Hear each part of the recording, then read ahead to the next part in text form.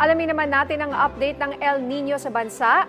Tatalakayin natin yan kasama si Annalisa Solis, ang OIC, Climatology and Agrometeorology Division ng DOST Pag-asa. Ma'am Ana, magandang tanghali po.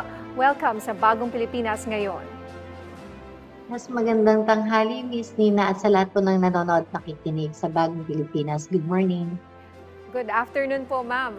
Magandang tanghali. Kasama ko po si Chi Atienza ngayon. Una po sa lahat, Miss Ana, ilang probinsya po ngayon sa bansa ang nakakaranas ng matinding epekto ng El Nino? Well, sa ngayon po, as of this January 31, yung po yung minomonitor natin or yung assessment natin monthly, around 41 provinces po yung kasalukuyang naandun sa tinatawag na meteorological drought conditions. So, ibig sabihin po at least more than 3 or more than 5 months na po na may significant reduction na sa tubig ulan ang natatanggap ng mga nasabing lugar. Si Chipo ito, mula po sa huling pagpupulong ng Task Force El Nino, sinabi po ng Pag-asa na mula sa 50 probinsya, bumaba na po sa 41 o 41 provinces na lamang po ang apektado sa ngayon ng El Nino. Ano po kaya ang dahilan nito? Opo. Dahil nagkaroon po tayo ng mga pag-uulan nitong mga nakaraang buwan sa may parte ng Mindanao sa may last December and January. So, ibig sabihin po, medyo naibsan yung mga ibang areas po na nagkaroon ng tubig ulan, lalo-lalo na po dito sa may parte ng Western Mindanao area. Although we predicted naman po na near to above normal rainfall yung ulan, dun sa mga nagkaroon po ng mga floods and landslides during dulot ng shear line, but then nakita rin po natin na hindi lang nagsasabay-sabay yung mga areas na maaapektuhan ng El Nino. Sa katunayan, yung iba, meteorological drought condition, samantalang yung iba po ay meteorological dry spell condition. So ang nangyari lang po, nabawasan yung mga areas under drought condition, pero napapunta naman po siya dun sa mga areas under dry spell condition. So, makikita po natin, still more than 80 provinces pa rin po ang posibleng maapektuhan nitong epekto ng El Nino na maaaring magkaroon ng dry condition, dry spell, and drought. So, bumababa po yung level nung reduction ng tubig ulan. And also, yung inaasahan po natin din na medyo mainit na temperatura sa mga susunod na panahon, lalong-lalo na po kapag magte-terminate na tayo ng hanging amihan. Yun nga po, ako ay nalulungkot dahil sinabi niyo yung word na magte-terminate na po ang hanging amihan. Kailan po inaasahan yung ganitong klase ng quote-unquote termination po at mararamdaman na talaga natin yung init ng El Nino?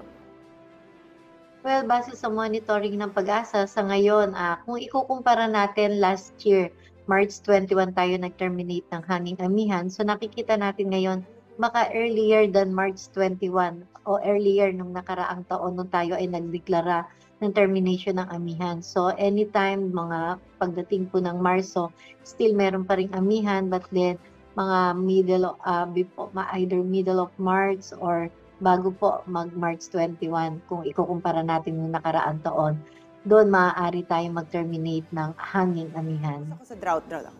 Okay, ma'am, na-mention nyo nga po kanina no, yung mga lalawigan po na makakaranas po ng drought, dry spell. Pero para po makaprepare po ang ating mga kababayan tungkol dito, saan po exactly tatama itong drought at dry spell? Opo. So mostly po yung mga tinatawag nating meteorological drought conditions ay mostly dyan po sa may parte ng Luzon area, sa may northern and central Luzon area, including portions po dyan sa may parte ng Palawan, ng Mindoro, and then most part po ng Central Visayas area. And then pagdating naman po ng Mayo, kasama na rin po ng mga meteorological drought conditions yung naandito po sa may western Mindanao area.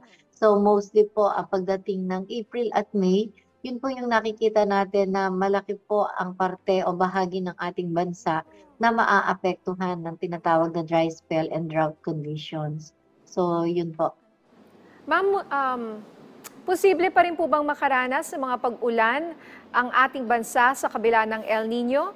May minomonitor po ba kayong sama ng panahon na maaaring pumasok sa Philippine Area of Responsibility sa mga susunod na araw o linggo o buwan?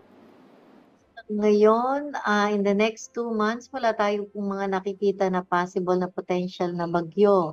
Meron po tayong easterlies and then meron pong mga isolated na mga tinatawag na local rains or thunderstorm activities, but then napakaliit or napaka-minimal lang po niyan. Other than that, wala po tayong medyo nakikitang sama ng panahon tulad ng bagyo in the next 2 weeks. Okay, para po sa kaalaman ng ating mga kababayan, hanggang kailan po inaasahang magtatagal itong El Nino phenomenon po sa ating bansa? So nakikita po natin na andito tayo sa strong and mature El Nino, which is about to end yung mature stage niya ngayong February 2024. And then pagdating ng March, April, May, so still meron tayong El Nino, but then it will start to decay. Kaya lang po ang sinasabi natin dito, kahit po pa hinana yung El Nino or yung papalamig na yung temperatura sa dagat Pasipiko, dahil yun po yung indicator natin kung whether strong, moderate, or weak ang isang El Nino, yung impact po naman na mararanasan natin dito sa ating bansa in terms of sectoral impact. So yun naman po yung medyo mararanasan natin yung tindi nito dahil meron po siyang tinatawag na extension or yung lag effect ng El Nino. So Ma'am, until May. Yes, ma'am. So, dun po sa mga, kasi ang naalala ko, kala ko ang worst na effect na mararamdaman natin ng El Nino ay nasa March, no? April, March. March, April, May, parang ganon. So, sorry. So, ang sinasabi niyo po, tama po ba yung narinig namin na February, yung peak ng El Nino? Yung peak po ng mature stage ng El Nino, ibig sabihin po, sobrang napakainit ng karagatan ngayon. Yun po yung indikasyon natin ng El Nino.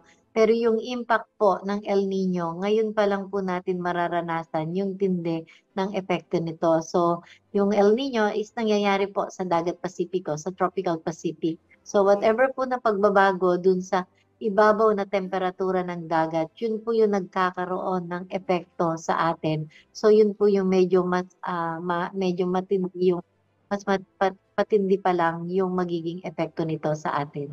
Pero hanggang kailan kaya talaga natin mararamdaman yung epekto? 'Di ba? Yung Kung doon sa init dagat talaga. Pasipiko, yun ang peak. Ngayon dito sa atin, nandito sa Metro Manila, nasa mga probinsya, hanggang kailan po natin mararamdaman yung sobrang init ng panahon at yung drought nga po and dry spell?